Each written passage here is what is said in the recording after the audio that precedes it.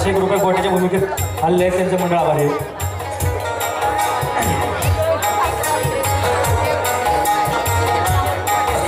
Hello, या ठिकाणी Shivram Mardhekar Mumbai police यांच्याकडून ₹111.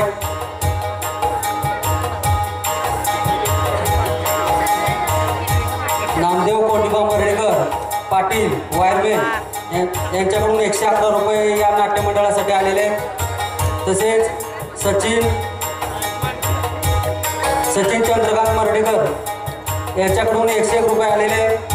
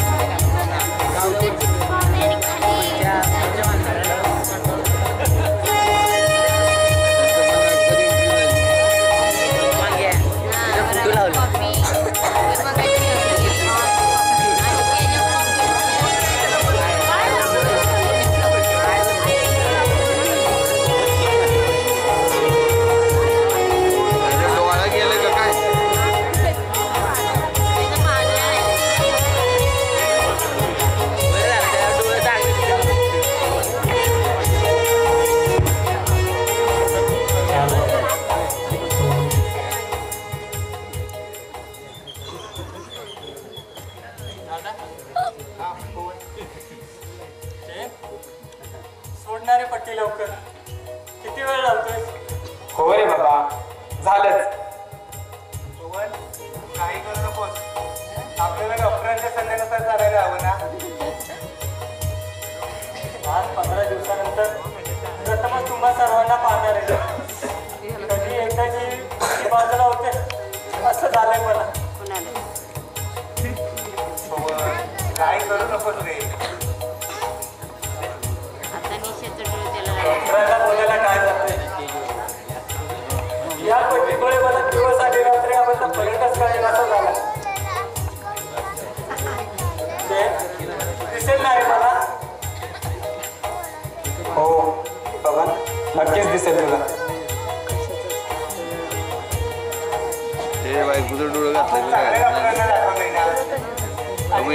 ऑपरेशन केलंय.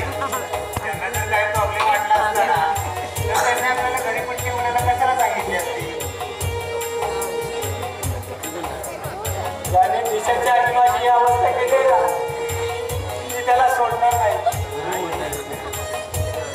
नाही पवन, आता तू काही करायचं नाहीस.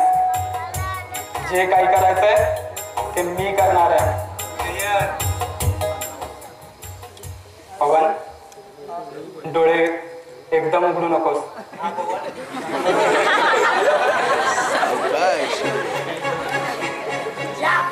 शाबास.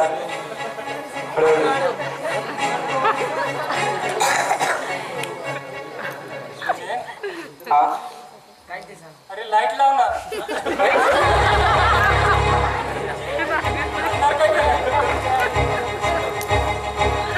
काय पवन, गंमत तर करत नाहीस ना आमची? गंमत तर तुम्ही करताय माझी.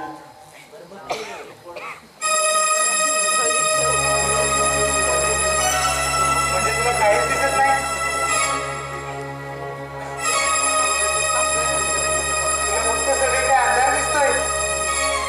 अंधार म्हणजे आता अंधार नाही,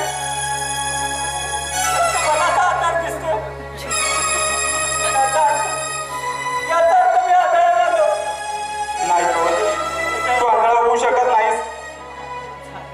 पवन पवन माझ्या राजा, जास्त करून घेऊ नकोस.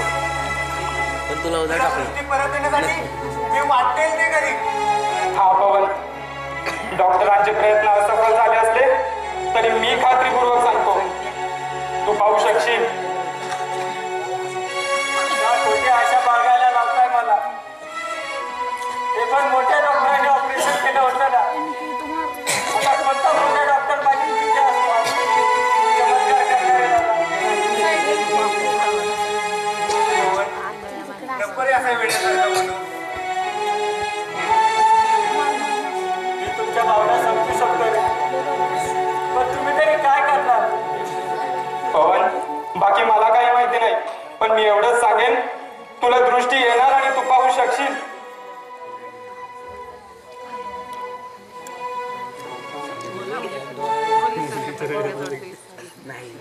तुम्ही तरी काय कराल रे? जेव्हा वेदनाच असह्य होतात तेव्हा जखमेवर तुम्ही थोडी फुंकर मारणारच. पवन, आता दुसरा कोणताच विचार करू नकोस. चल चल, तू आता आराम कर बघू. आता दुसऱ्याच्याच आधारावर जगायचं. दुसऱ्याच्याच आधारावर जगायचं.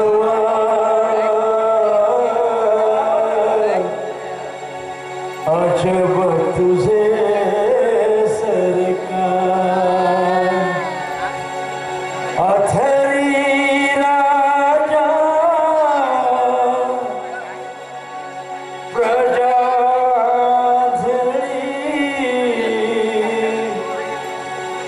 तुझाच रे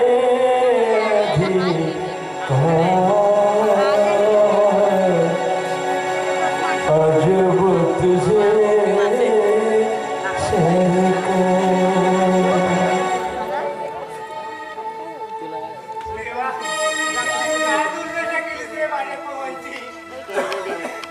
कोणतं पाप केलं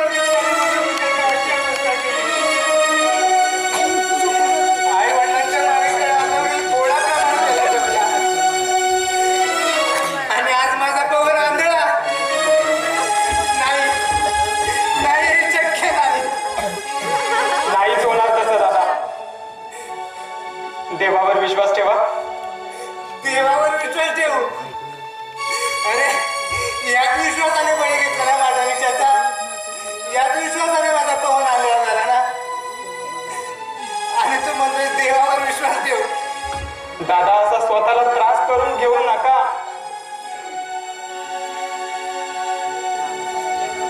पवन माझा प्राण आहे रे जयंत.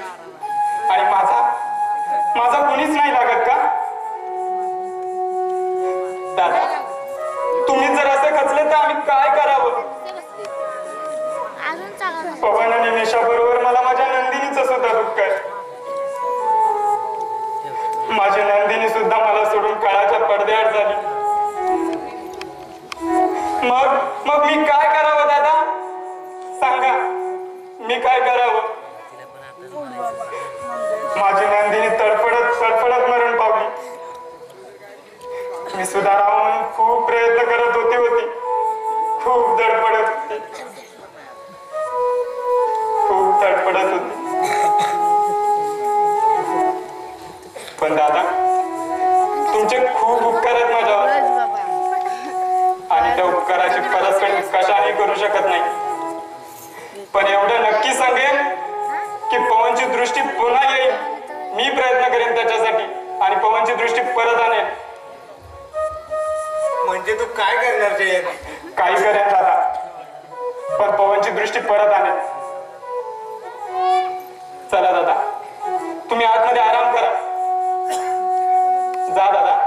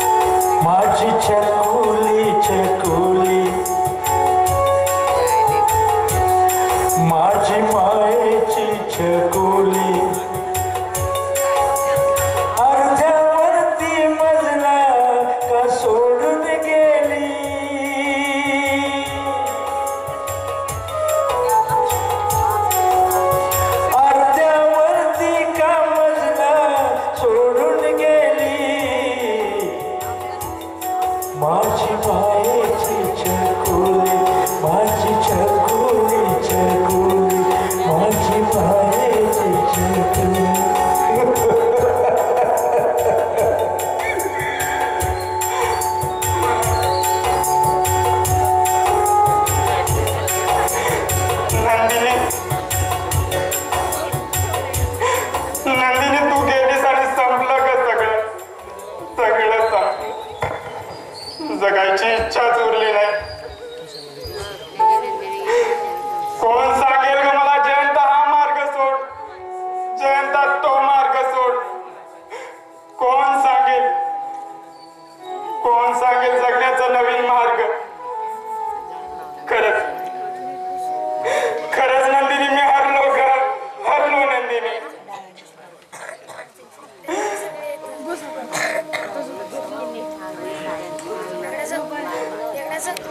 निशा, निशा तू पण सोडून गेलीस मला.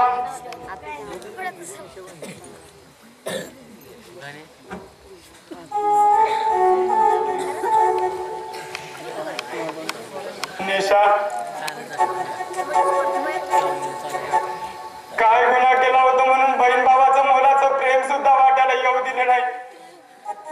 मागच्या जन्मी खूप भांडलो होतो का आपण, म्हणून या जन्मात आपल्याला एकमेकांपासून इतकं दूर राहावं लागलं. काय गुन्हा केला होता निशा, काय गुन्हा केला होता. या नियतीने आपल्याशी असा डाव का खेळावा, का खेळावा, का खेळावा.